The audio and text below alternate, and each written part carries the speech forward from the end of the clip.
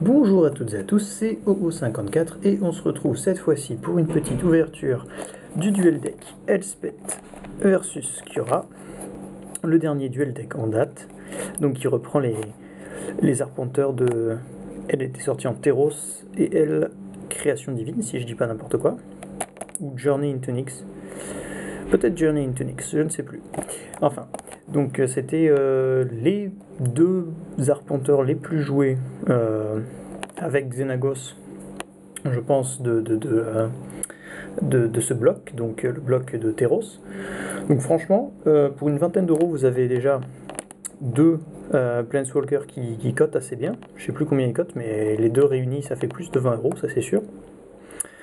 Et en plus, tout derrière, donc vous avez d'autres petites cartes qui, si elles ne sont pas extraordinaires, peuvent avoir un certain intérêt tout de même. Je crois qu'il y a une carte qui vaut à peu près 5 euros. Je dois avouer que je ne sais pas du tout laquelle c'est. Donc désolé d'avance, il me semble que c'est une carte bleue. Mais sachez en tout cas que c'est un produit qui a un bon rapport qualité-prix. Voilà. Donc, alors on va jeter un coup d'œil. Qu'est-ce qu'il y a là-dedans?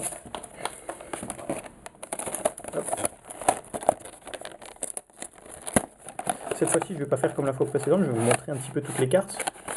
Comme je ne suis pas non plus un joueur très confirmé de Magic, je ne vais pas pouvoir vous faire de commentaires très pertinents sur les cartes, donc je vais m'en passer. Donc vous voyez, comme d'habitude, les petites deckbox en carton avec des très jolies illustrations. Alors je sais qu'il y avait le nom des decks sur les autres, mais enfin bon. Donc là vous pouvez voir les couleurs que joue chacun des decks. Donc là vert bleu forcément, et là blanc pour Elspeth.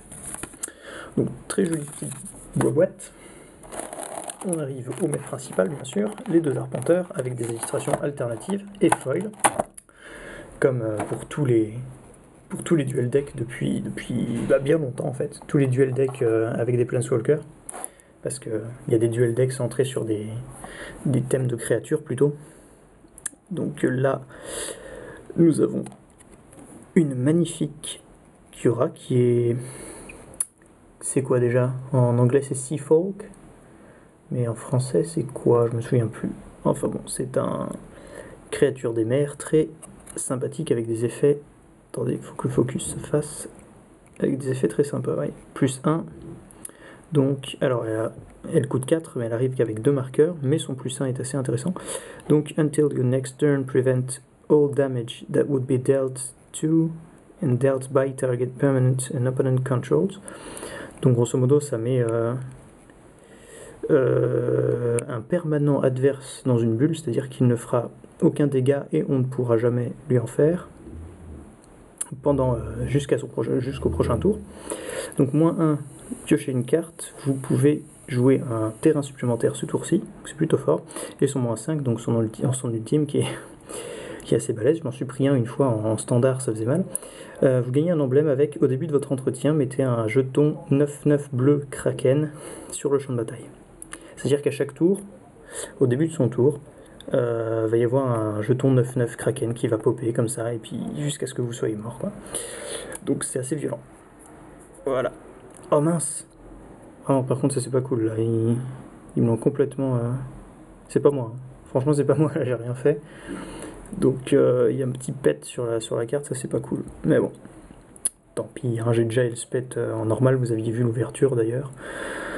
Donc ça c'est que du bonus on va dire, surtout que là c'est encore en anglais, je sais pas pourquoi ils ont décidé d'arrêter de traduire. Jusqu'à Adjani versus Nicol Bolas c'était traduit en français, mais là c'est... Je sais pas pourquoi. Wizard s'est dit ouais les Français on s'en fout. Enfin c'est pareil pour tous les pays européens je crois. Bon ils font ce qu'ils veulent, hein. En tout cas l'illustration est magnifique, je trouve. Et puis l'effet foil transcende la carte. Oh oh. Alors... Donc pour 6, dont 2 blancs, elle arrive avec 4 marqueurs. Son plus 1, c'est mettez 3 jetons 1-1 soldats sur le champ de bataille. Donc ça la protège, c'est vraiment fort. Et on avait vu beaucoup d'Elspeth lors du... je sais plus si c'est un Pro Tour. Enfin je sais plus, mais en tout cas il y avait un championnat spécialisé dans le bloc Teros, et tout le monde jouait Elspeth presque. -3, détruisez toutes les créatures avec une force de 4 ou plus. Donc ça c'est bien pour dans les jeux blancs qui ont en général pas de grosses créatures au début. Après il y a les anges et certains bah maintenant avec Dragon en Tarkir, oui, il y aura des dragons en blanc. C'est vrai que des dragons en blanc on n'en voit pas beaucoup, pas des masses.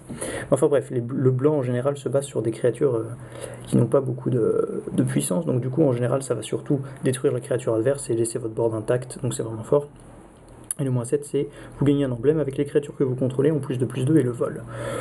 Donc ça fait mal, surtout quand il y a tous les jetons qu'elle a fait popper qui deviennent des 3/3 vols, ça fait mal. Donc à elle toute seule, en général, elle fait beaucoup de choses et c'est un Planeswalker très puissant. Évidemment, il coûte cher, donc c'est à jouer dans des jeux contrôle exclusivement, évidemment. Bon, donc maintenant on va jeter un petit coup d'œil au pack, mais je vous propose de regarder ça dans une autre vidéo. Donc je vous dis à tout de suite pour la deuxième partie de cette petite vidéo. Salut!